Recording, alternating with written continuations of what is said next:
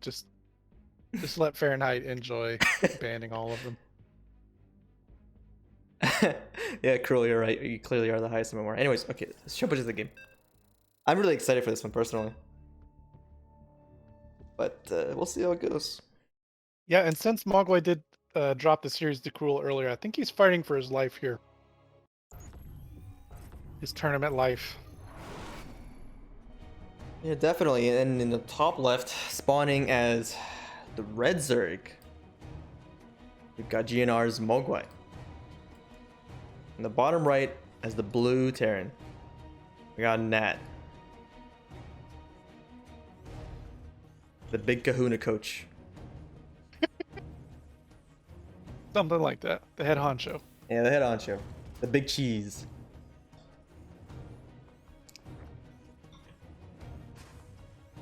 Now, these players are both known for their macro styles.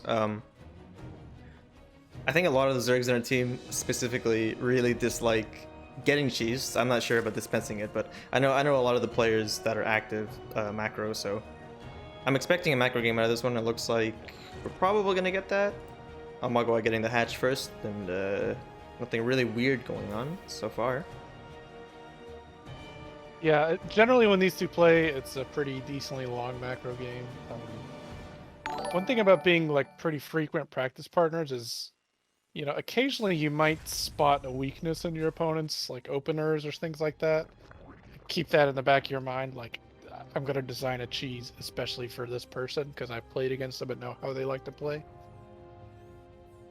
But I don't predict that's going to happen, but it's not out of the realm of possibility.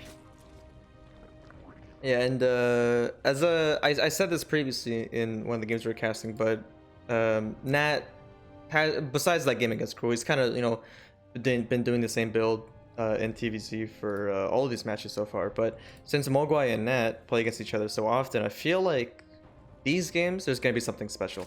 I want to point out that this is the part of the game where Mogwai says, "Oh, you didn't scout. You're metagaming me," and Naattt says, "I did scout. You just didn't see it."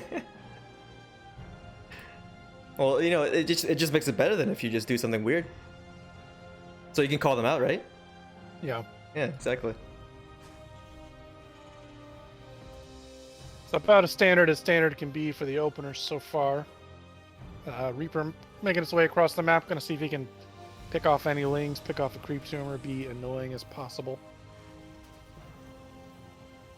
Little wheelie from that drone there. Oh. Being really decent damage on that annoying. drone. Yeah. Well, it saves it. And Forces the spore, but no units lost so far. So good, good early game micro out of Mogwai there. Yeah, prior to this game too, I was talking to them in the chat, and Mogwai really insisted on playing Naattt today because he was feeling on his game. So his old man fingers are warmed up. Yeah, he's greased the wheels. So this might be pretty good.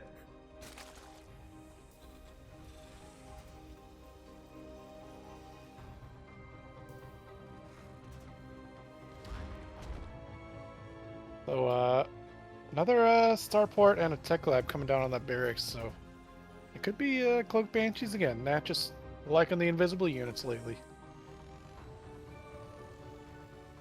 I mean, in position to scout it. We'll see if he pokes in or not. Doesn't look like it. Oh, and these lings are on top of the ramp to try to stop it, but Reaper gets by, gonna get a scout.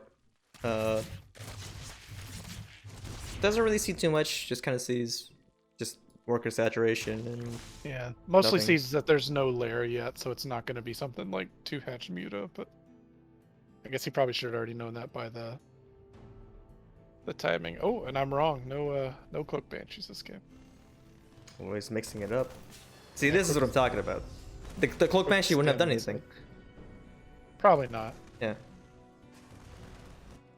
Mogwai with the overlord speed. I don't see him usually get that all that often, but wants to make sure he knows what's going on this game. I think it's a good scout. We'll see the Viking. And does he see the Hellions? I maybe sees the edge of them, but yeah, he saw him when he first came in. He knew there was reactor Hellion production. Oh, So he okay. has seen everything he needs to see. I know Mogwai likes to complain that even if he sees it, he doesn't know what's going on in games. But I think he's got a pretty good idea of what's coming for him. Yeah, even sees the third CC, so he's gonna see that. He's basically gonna understand what's going on. The Hellions start to move out, and Mogwai does have Lings ready for this, and some Queens on the ramp. But I feel like he's gonna need a bit more Lings for this. Not really responding to it. It's gonna see it now, the Overlord at his third. Yeah, the Queen's actually a little bit out of position chasing that Viking down, so he's going to lose some drones here at the third for sure. Oh, loses 6, Yeah. 7 workers, so that's not very good. Loses the whole mineral line there. Also Liberator in the main. He does pull all his workers though in time, so very good response time from Mogwai. Yeah, very annoying three-prong harass going on at the moment. Oh, and the Vikings, so when the Queens are busy, they just shoot all the Overlords, so no. Yeah, he's gotten 4 Overlords with that single Viking. Oh, and there's a run by the Natural with the Hellions. Oh, it's a huge choke point with his Hellions. Gets out all the Lings practically for 1 Hellion, and these Queens just can't catch up. Natt's gonna do so much damage here. Oh. Rough start. The drones in the main are still not mining, actually. Oh, he's gonna lose a lot here too. Oh, this is quite the barbecue. Oh, this is like the 4th of July barbecue, man. This is just too crazy. I can't. This is all you can eat drone buffet. Oh no. Yeah, 33 drones lost in total there, so that's gonna be tough to come back from, to say the least. Naattt has been keeping up with his micro back at home. Does have +1/+1 combat shields on the way. Stim's already done. So after he gets this third down and gets a few tanks out, probably. No tanks, maybe mines. But it's gonna be a pretty strong push.